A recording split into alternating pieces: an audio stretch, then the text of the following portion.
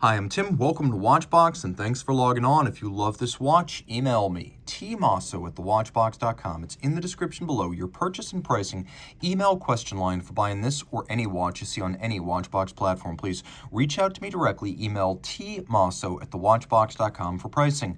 Today, we're discussing a watch that I featured previously, but this example is in such excellent condition that I want to feature it in order to showcase for the internet what an outstandingly preserved example should look like. It is the Vacheron Constantin Saltarello, reference 43041, this one in white gold. It's a 1997 limited edition. They made 200 in white gold, 200 in rose gold, 100 in yellow gold. This is the white gold. It's 36 millimeters across, not including the crown. It measures 8.4 millimeters thick, and from lug tip to lug tip, 43.2 millimeters with a 19 millimeter spacing between the lugs.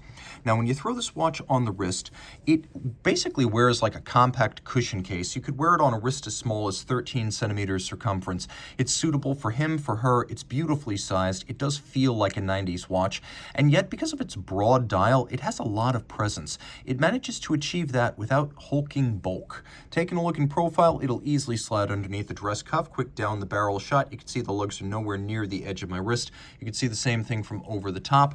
The strap is a modern Vacheron Constantin strap, probably made in Paris by Camille Fournet, an OEM supplier to a lot of Richemont brands.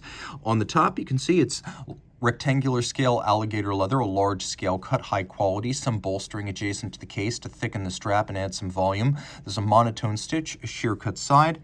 You can see all this is a matte finish, and then it has a matching white gold Vacheron Maltese cross style pin buckle.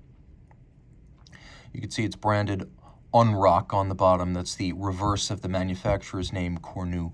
Taking a quick look in profile, this is why I mentioned the watch as a good example, because the engraving for the individual number is still incredibly deep and distinct. You can also see that the angularity of the case corners, the tiered lugs, and the bezel remain sharp and well defined, and this is important to shout out. At this point in its history, Vacheron also used rhodium plating for its white gold, which gives it the bright shine and whiteness of platinum, but over time, periodically, it does need to be rhodium replated. I wanted to showcase to you that this remains in outstanding condition, as the rhodium on almost every surface remains quite thick and white. We have a Maltese cross, the Vacheron logo, on the crown, and you'll note that the crown sits somewhat low on the case flank, not centered, because there's a module on top of the base movement.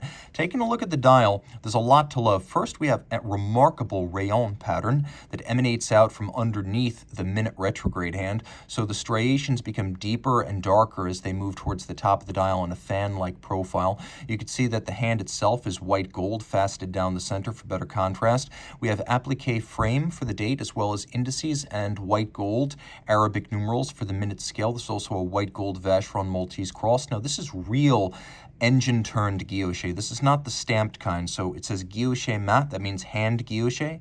It means that this was all executed by a person who's manually programming and guiding that graving engine, that lathe.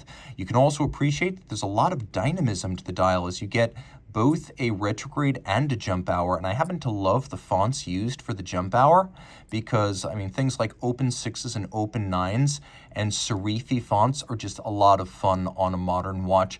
And also because oftentimes with retrogrades, when they use dates, for example, or hours, it's easy to miss the action. You've got one chance every 60 minutes of seeing the double jump, so this is a fairly animated dial. Now, on the reverse side, we have one of the all-time great base calibers. Vacheron calls this the 1120/2. I call it the Jaeger-LeCoultre 920. Originally launched in 1967, it was designed by JLC for Patek, Vacheron, and AP. It was only ever used by those brands. JLC never sold it otherwise or used it in its own watches. Now, you can see the rotor has been freehand skeletonized and then freehand engraved on top of that.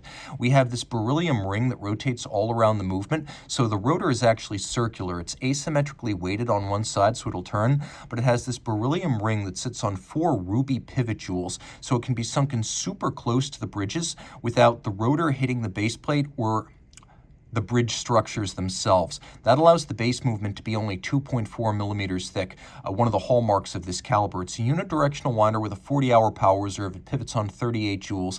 It beats away at a vintagey 19,800 vibrations per hour. You can see here the gleaming, glinting bevels of the bridges. The anglage is world-class, and though it's not as easy to see when it's color toned. Here we do have the Geneva hallmark on the balance cock as well as the base plate. This is Poinçon de Genève finish. And you can see the watch is officially the Saltarello, or the skip on Italiano. Beautifully crafted on every side, an outstanding survivor and one worth highlighting. This is one of Vacheron's best ever. 30 meters water resistant, but please, on a watch like this, don't test the theory. Reach out to Team Mosso at thewatchbox.com for pricing.